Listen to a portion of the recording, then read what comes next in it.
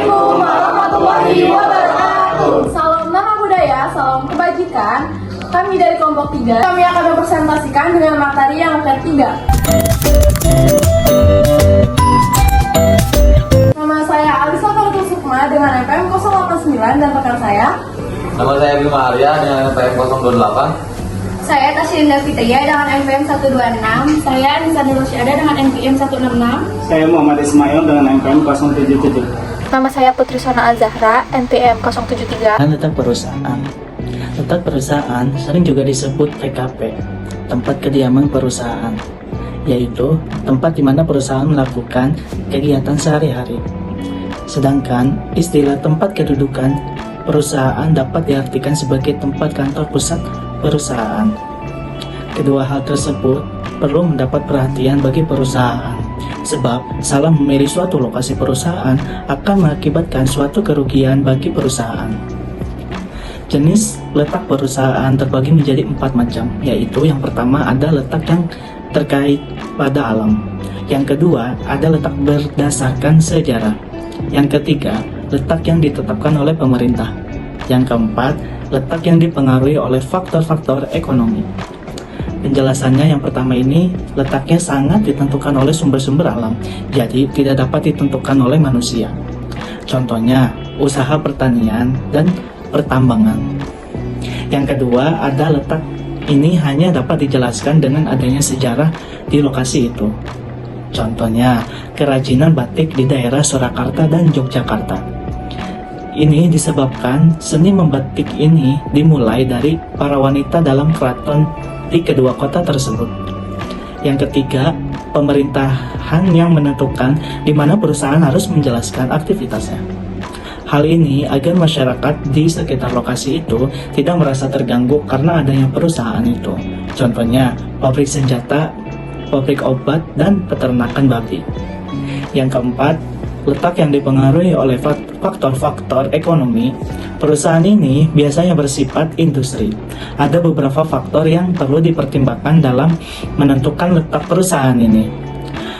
Yang pertama ada dekat dengan bahan baku, contohnya pabrik gula, pabrik semen. Yang kedua, dekat dengan pasar. Perusahaan berusaha sedekat mungkin dekat dengan pasar atau konsumen. Yang di sini juga ada contohnya yaitu ada pabrik roti, restoran, bank, dan asuransi. Selanjutnya C. Dekat dengan pemasok tenaga kerja. Perusahaan yang banyak membutuhkan tenaga kerja bukan ahli cenderung mempertimbangkan agar dekat dengan tenaga kerja tersebut, misalnya pabrik rokok atau pabrik kembang gula. Selanjutnya D. Dekat dengan penyediaan sumber tenaga energi, contohnya pabrik peleburan biji besi atau aluminium dan baja. Selanjutnya E. Iklim. Suatu perusahaan seringkali membutuhkan adanya iklim dan peraturan suhu udara yang tertentu, contohnya pabrik teh atau pemintalan kapas atau industri jamur. Selanjutnya F. Ongkos transport. Misalkan pabrik mobil sangat membutuhkan lancarnya transportasi. Cara penentuan letak perusahaan. Secara umum terdapat 2 macam cara untuk menentukan lokasi perusahaan, yaitu 1. Cara kualitatif atau mutu. 2. Cara kuantitatif atau jumlah. Cara kualitatif. Dengan cara ini diadakannya penilaian secara kualitatif terhadap faktor-faktor yang dianggap relevan atau memegang peranan pada setiap pilihan lokasi. Ukuran penilaian dinyatakan dalam BS baik sekali, B baik, S sedang, K kurang, dan KS kurang sekali. Misalnya suatu pabrik industri yang baik akan memilih 4 tempat kota sebagai lokasi perusahaan. 1. Depok, 2. Bogor, 3. Sukabumi, 4. Bekasi. Faktor yang dinilai ialah bahan baku, tenaga kerja, tenaga pembangkit listrik, transportasi, dan pasar atau konsumen. Selanjutnya, ukuran penilaian dinyatakan dalam baik sekali BS, baik B, sedang S, kurang K, dan kurang sekali KS. Misalnya, suatu pabrik intrusi yang baik akan memilih 4 kota sebagai lokasi perusahaan. Pertama Depok, kedua Bogor, ketiga Sukabumi, keempat Bekasi. Faktor yang dinilai ialah bahan baku, tenaga kerja, tenaga pembangkit listrik, transportasi, dan pasar konsumen. Keadaan masing-masing alternatif lokasi, yaitu faktor-faktornya yaitu ada bahan baku, tenaga kerja, listrik, transportasi, dan pasar. Depok, bahan baku Depok, B, Bogor BS, Sukabumi B, Bekasi B. Tenaga kerja Depok BS, Bogor B, Sukabumi S, Bekasi BS. Listrik di Depok yaitu B, Bogor B, Sukabumi B, Bekasi S. Transportasi Depok BS, Bogor S, Sukabumi B, Bekasi K. Pasar Depok BS, Bogor K, Sukabumi B, Bekasi KS. Dalam hasil analisis pada masing-masing alternatif tersebut dapat disimpulkan bahwa lokasi yang paling ideal adalah Depok. 2. Cara kuantitatif. Dengan cara ini, hasil analisis kuantitatif dikuantitatifkan dengan cara memberi skor atau nilai pada masing-masing kriteria dengan BS sama dengan 5, B 4, S 3, K 2, dan KS 1. Keadaan selanjutnya dapat dilihat pada tabel berikut. Keadaan setelah dikuantitatifkan, faktor bahan baku Depok B, tenaga kerja Depok BS, listrik B, transportasi BS, pasar BS. Nilainya untuk Depok, bahan bakunya 4, tenaga kerjanya 5, listrik 4, transportasi 5, pasar 5. Bogor, bahan bakunya bernilai 5, tenaga kerja 4, listrik 4, transportasi 3, pasar 2. Sukabumi mempunyai nilai bahan baku 4, tenaga kerja 3, listrik 4, transportasi 4, dan pasar 4. Bekasi mempunyai nilai bahan baku 4, tenaga kerja 5, listrik 3, transportasi 2, dan pasar 1. Totalnya untuk Depok 23, untuk Bogor 18, untuk Sukabumi 19, dan Bekasi 15. Penetapan lokasi perusahaan menurut teori Alfred Weber. Dalam teorinya, Weber mengemukakan ada dua faktor yang mempengaruhi penetapan lokasi perusahaan, yaitu biaya pengangkutan dan biaya tenaga kerja. Titik tolak analisis Weber terletak pada faktor biaya pengangkutan. Di samping ini diperlihatkan pula biaya tenaga kerja apabila suatu industri menganggap biaya pengangkutan menjadi faktor utama dalam penetapan lokasi perusahaan. Penetapan lokasi perusahaan menurut teori Alfred Weber. Dalam teorinya, Weber mengemukakan ada dua faktor yang mempengaruhi penetapan lokasi perusahaan, yaitu yang pertama, ada biaya pengangkutan, yang kedua, ada biaya tenaga kerja. Titik tolak analisis Weber terletak pada faktor biaya pengangkutan. Di samping itu, diperlihatkan pula biaya tenaga kerja. Apabila suatu industri menganggap biaya pengangkutan menjadi faktor utama dalam menetapkan lokasi perusahaan, maka perusahaan akan didirikan pada suatu titik pada garis lurus yang menghubungkan tempat bahan mentah, TBM, dan daerah konsumen, DK. Seperti ini contohnya. Untuk dapat mendapatkan tempat kediaman perusahaan yaitu TKP antara TBM dan DK, maka menurut Weber harus dilihat sifat bahan mentah yang digunakan perusahaan dan corak proses produksinya. Kira-kira ada apa saja ya? Sifat bahan mentah dan corak proses produksinya dapat dibedakan sebagai berikut. Yang pertama itu ada ubiquitas mutlak, yaitu bahan baku yang tersedia dalam jumlah tidak terbatas dan terdapat di mana saja, misalnya udara bagi pabrik gas. Yang B ada ubiquitas relatif, artinya bahan baku yang tersedia dalam jumlah terbatas tetapi hanya ada di beberapa tempat tertentu saja, misalnya tanah liat untuk pabrik batu bata. Ubiquitas relatif ini ada dua jenis, yaitu bahan baku seluruhnya habis dipakai dalam proses produksi dan bahan baku hanya sebagian saja yang dipakai dalam proses produksi, atau disebut juga kemerosotan berat bahan baku.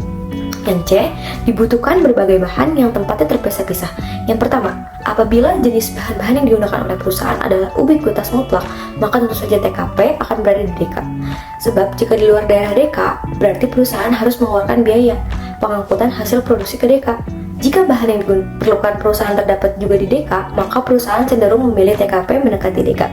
Yang kedua, apabila seluruh bahan mentah habis digunakan dalam proses produksi yaitu jenis ubiquitas relatif, maka TKP akan berada di DK atau pada tiap-tiap titik antara TBM dan DK, daerah konsumen. Terima kasih. Yang pertama, apabila jenis bahan yang digunakan ukubilitas mutlak, maka tentu saja TKP akan berada di dalam DK. Sebab yang di luar daerah DK, perusahaan harus mengeluarkan biaya tambahan untuk hasil produksi ke DK. Yang kedua, apabila seluruh bahan habis digunakan dalam proses produksi yaitu jenis ukubilitas relatif, maka TKP akan berada di dalam DK atau tiap-tiap titik tersebut TBM dan DK yaitu daerah konsumen. Contohnya di sini, misalkan digunakan 3 300 kg bahan mentah akan menghasilkan 300 kg bahan jadi. Di sini resiko tersebut lebih rendah dibandingkan mengangkut barang jadi, maka perusahaan cenderung akan menempatkan TKP di dalam DK. Jarak antara TBM dikurangi DK sama dengan 200 km. Biaya pengangkutan untuk 1 kilo per 200 km sama dengan 200. Jadi jumlah bahan mentah digunakan sama dengan 400 km. Nah di sini hitunglah biaya pengangkutan apabila yang pertama TKP berada di DK, yang kedua TKP berada di 100 km dari TBM dan dari DK. Bagaimana contoh di sini TBM sama dengan 100 km DK dan TKP.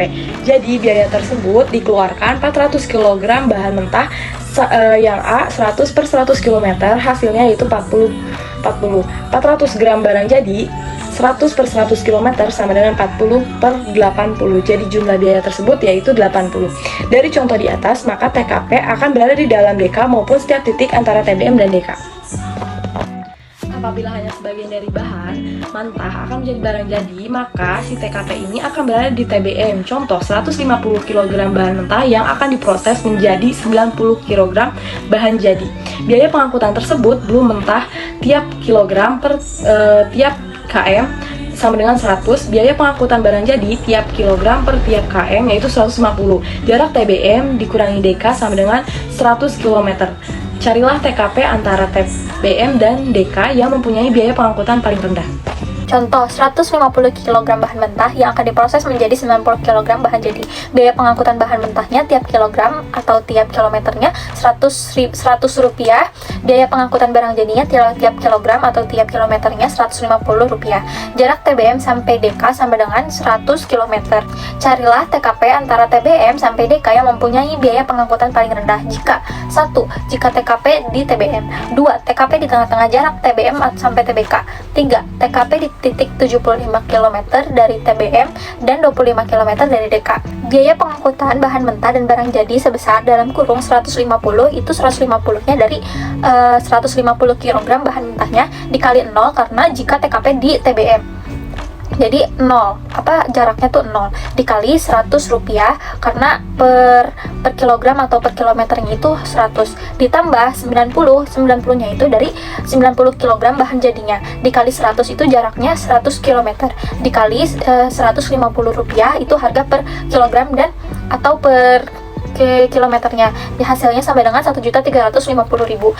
Apabila TKP di tengah-tengah antara TBM sampai di DK, biaya pengangkutan bahan mentah dan barang jadi sebesar 150 kg bahan mentah dikali 50 karena kan di tengah-tengah ya jaraknya. Jadi kali 50 km dikali 100 rupiah itu tuh harga per kilogram sama per kilometernya per kilometernya bahan mentah ditambah 90 kg bahan jadi dikali 50 dikali 150 rupiah sama dengan 1.425.000 rupiah.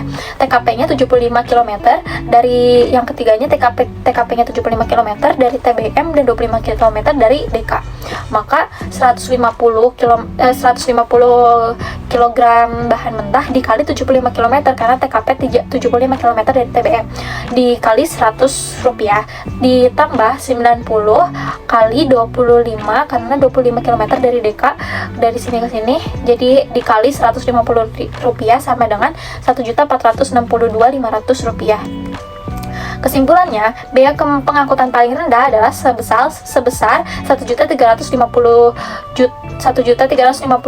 yaitu apabila TKP terletak di TBM. Terlihat apabila semakin jauh TKP dari TBM atau semakin mendekati DK, maka biaya pengangkutan semakin besar karena terdapat kemerosotan berat bahan mentah yang cukup besar sehingga barang jadi lebih kecil dari berat bahan mentah. Indeks material merupakan hasil antara berat bahan mentah ditambah berat bahan pembatu dibagi berat barang jadi. Rumusnya IM sama dengan A tambah B dibagi C. Ketentuannya, jika IM lebih besar daripada 1, berarti tidak semua bahan yang digunakan dalam proses produksi menjadi barang jadi atau terdapat sisa dari bahan yang tidak dipergunakan lagi. Dalam hal ini, maka TKP akan cenderung berada di TBM. Apabila IM sama dengan 1, berarti semua bahan mentah yang digunakan dalam proses produksi habis dipakai atau tidak ada sisa bahan. Dalam hal ini TKP didirikan dimanapun sama saja, hanya karena pertimbangan resiko kerusakan barang maka lebih baik TKP berada di DK saja. Contohnya, berat bahan baku 120 ton, berat bahan pembantu 160 ton, berat barang jadi 200 ton. Maka indeks materialnya seperti rumus tadi, A tambah B dibagi C. A-nya itu berat bahan baku 120, ditambah B, B-nya itu berat bahan pembantu 160 ton, dibagi C, C-nya itu berat barang jadi yaitu 200. Hasilnya sama dengan 1,4. Berarti M-nya lebih daripada 1. Maka kalau lebih dari 1 tidak berarti bahan-bahannya yang digunakan dalam proses produksi itu menjadi barang jadi atau terdapat sisa bahan yang tidak dipergunakan lagi. Dalam hal ini maka TKP akan cenderung berada di TBM. Contoh kedua, berat bahan baku 120 ton, berat bahan pembantu 180 ton, berat barang jadi 200 ton. Indeks materialnya seperti rumus sebelumnya, maka 120 ditambah 80 dibagi 200 sama dengan 1. Jadi indeks materialnya 1. Apabila indeks materialnya sama dengan 1, semua bahan mentah yang digunakan dalam proses produksi habis dipakai atau tidak ada sisa sama sekali. Sekian paparan materi dari kami, kurang lebihnya mohon dimaafkan. Wassalamualaikum warahmatullahi wabarakatuh.